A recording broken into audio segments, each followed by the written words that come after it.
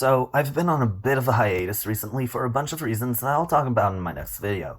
But I'm back, baby! And while I wasn't planning on talking about superheroes again up until The Boys Season 2 came out, Nando v Movies' One X-Cellent Scene project seemed like a great opportunity to put my creative juices back to work.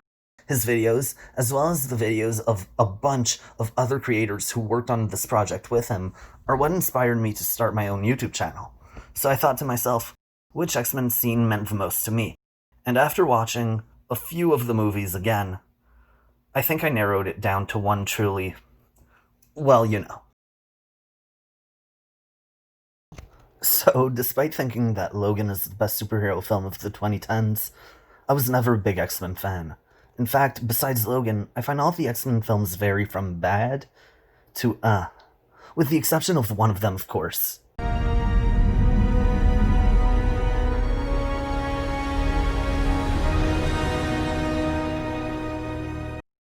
I didn't see this in theaters. In fact, I didn't see it until Days of Future Past came out. And, despite not really understanding what the Cuban Missile Crisis was... Look, I was 15 and I'm Canadian. We don't talk about it much here. We could still go to Cuba, so I learned about that a lot later. I loved this movie. And I think this one scene, this one excellent scene, really gets to the core of why this movie works.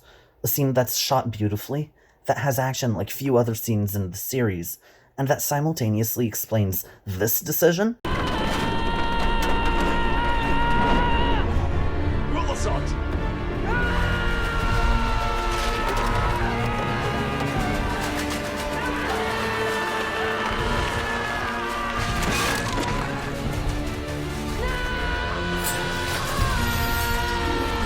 And this one.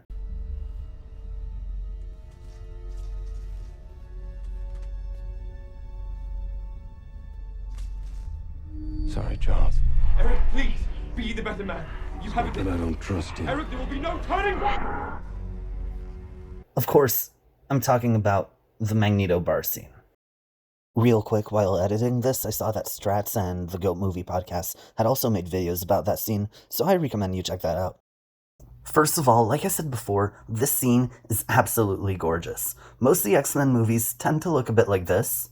We'll build a better one!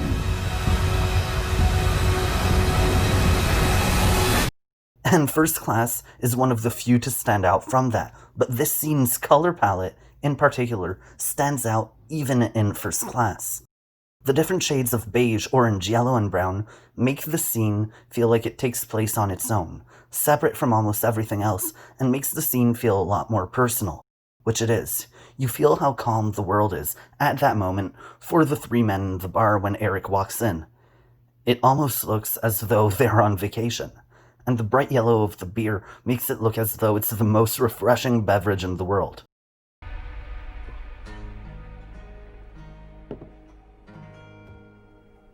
Deutsches Bier. Claro. Ja, ist Bitburger.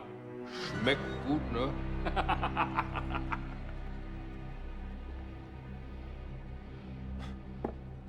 Das Beste. But the palette isn't the only part that makes this scene as gorgeous as it is. The acting and camera work would allow anyone to understand this scene. Watching the camera move, everything feels slightly off, which is only enhanced by Fassbender's acting of Magneto, as the only person in the room who knows what's going to happen next. You feel the discomfort, you feel the confidence, you feel everything as it's intended to be. So the tension builds up, and ultimately it leads to the action. Now, I want to talk about the action because this scene shows what kind of fun scene you can have with Magneto, instead of always doing this.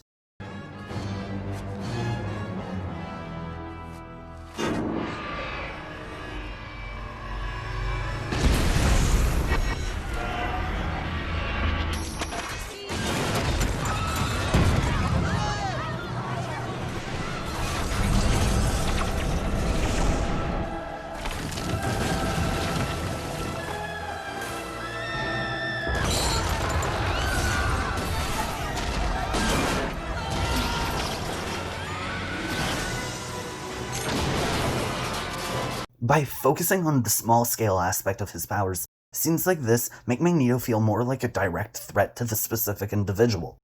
The action's small-scale, but fast-paced and effective. I love the way Magneto relies on his physical capabilities as well as his powers.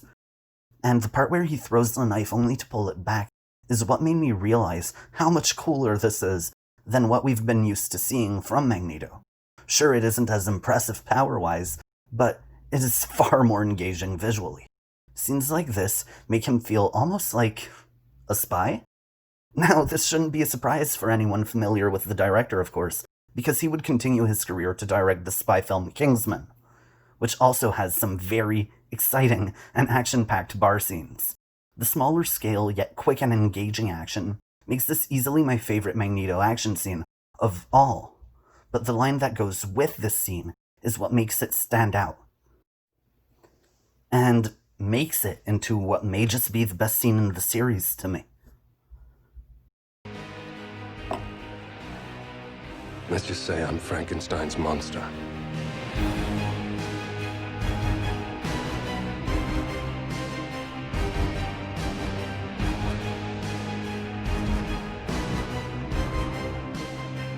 I'm looking for my creator.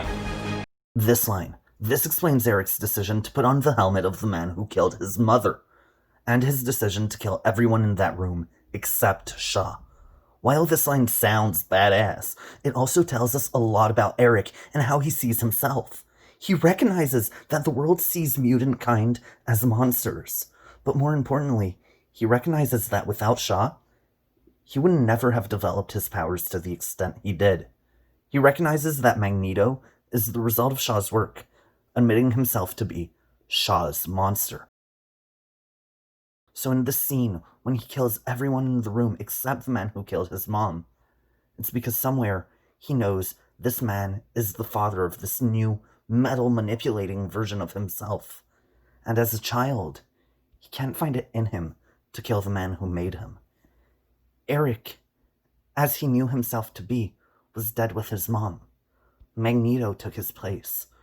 And when he puts on the helmet, he is taking what is rightfully his. This quote about Magneto being Frankenstein's monster and being on the look for his creator perfectly reflects what his story is really about in the movie. Killing his creator, killing his father, and somewhere it's about taking his father's place. So he takes his father's helmet, he takes his father's team, and he takes his father's role. Because like he said, he was killing him because he killed his mother. He agrees with Shaw. He has the vision of his father. So, when you take how visually pleasing this scene is, how awesome the action is, and how important that one line is to the movie and to the character of Magneto as a whole, it's easy to realize how this scene becomes so excellent. And it's easy to fall in love with this movie. So, this project is open to all, so I really recommend you join if you think this is something you might like. It doesn't have to be fully edited, it doesn't have to be anything top-notch. I mean, mine's like a week and a half late at this point. As long as this is something you're passionate about, you can make a video about it, put it up, and it will be added to Nando V Movies' playlist. So, join. I can't wait to see all the other projects that have gone up for this, and I'm gonna spend so much time watching them. Really, this is a great jumping on point, and I'm really grateful for Nando V Movies and every other big creator that chose to do this and chose to make it open for all of us, for letting me participate. This was really fun. Thanks for watching, and as always, if you have anything to recommend for me, feel free to do so in the comments. Who knows, I might make a video about it.